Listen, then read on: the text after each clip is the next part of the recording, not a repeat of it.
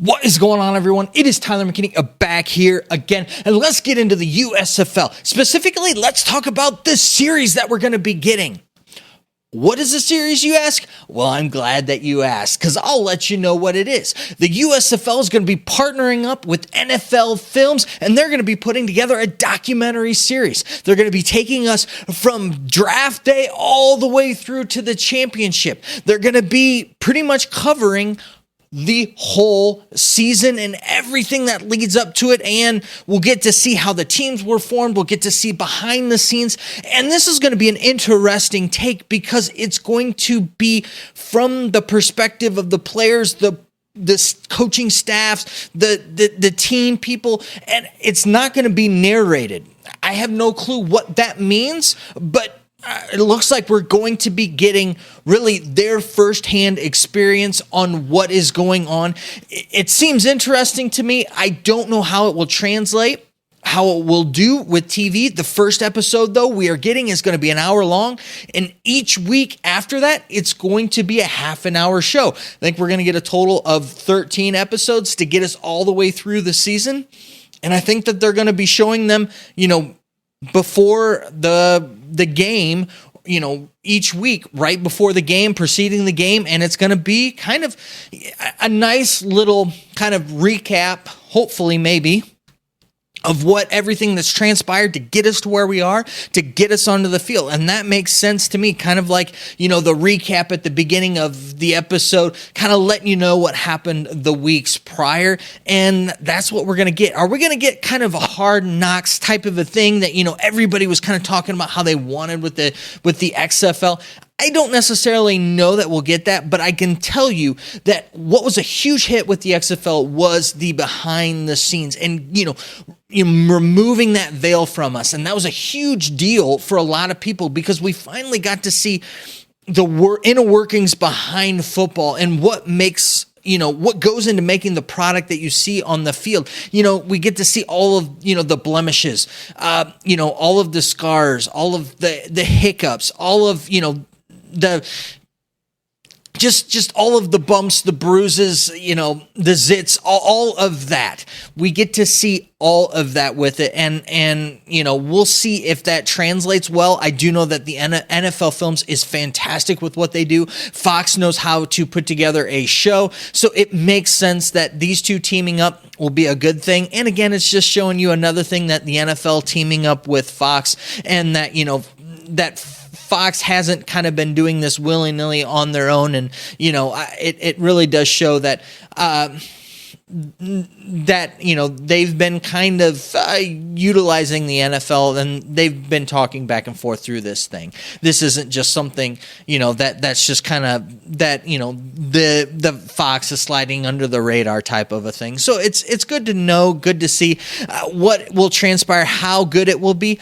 We'll just have to see, as it comes. But hey, it's just more content, more things to get excited about around the game of football, and the more that we get to dive our teeth into, we'll see what transpires from there. Now, today was a very interesting thing. I'm sitting there and I'm getting all of these Twitter things, and usually it's these goofy, weird things from the USFL, asking these players what they think on this or that, to draw some weird thing.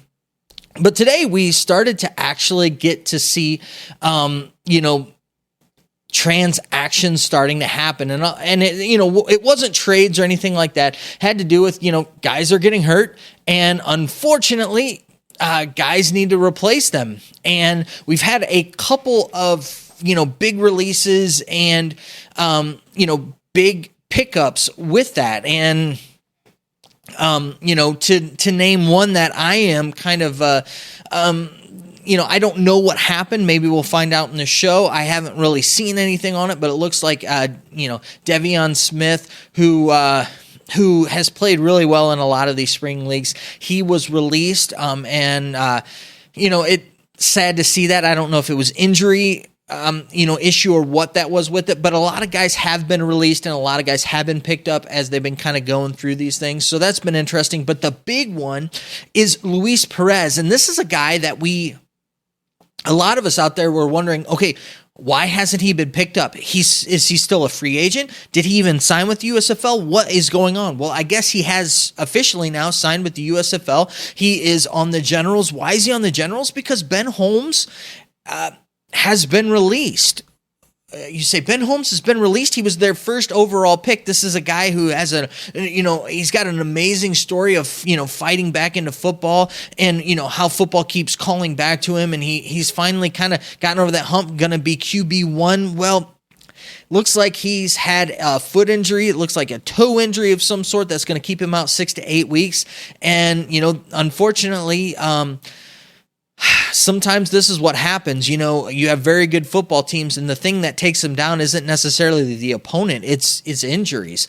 And that's what we're seeing here with Ben. And we wish all the best of luck to Ben. Hopefully he can land back up on his feet. Hopefully they pick up the second option. He gets a chance for that second season. He really gets to show what he's got, because I think that he's got a lot of talent. And two, unfortunately, he's a guy that we don't have a lot of tape on him, at these higher levels to really propel him into into the NFL and that with it, to where I wouldn't be surprised if he's back in the USFL next season, or if once he gets healthy, if a team's doing really bad, they pick him up and you see him on that team. Now, who replaced him? Well, Luis Perez. Who is Luis Perez? Well, obviously you haven't been paying attention to all of these alternative spring football leagues, because the guy has he has just done well pretty much everywhere he's gone. He was great in the AAF. In the XFL, he came in and started to turn things around when the Guardians went south. They had that disastrous, just falling apart, and he came in and actually put things together, and they were actually looking like a really decent team with him at the helm. And then obviously COVID shut everything down. And then now, moving on to the spring league, played some of the spring league, did fantastic there. He was a guy that you were thinking he was going to get picked up, and with him not getting picked up, you were wondering what was going on with him. Well, it looks like he might be the guy there with the Generals. Now we'll see how everything shakes out. He might not be QB1. We'll keep our eye on that one with it, but he's definitely going to be getting a shot. And I can tell you from my standpoint, he would be a guy that I would definitely go after. After what he did with the Guardians and coming in there, the guy's got NFL experience, been on a lot of NFL teams, and he's seen a lot of reps in these alternative football leagues, to where I think that he's going to be just fine and probably will be ending up being the QB1, for the Generals with it.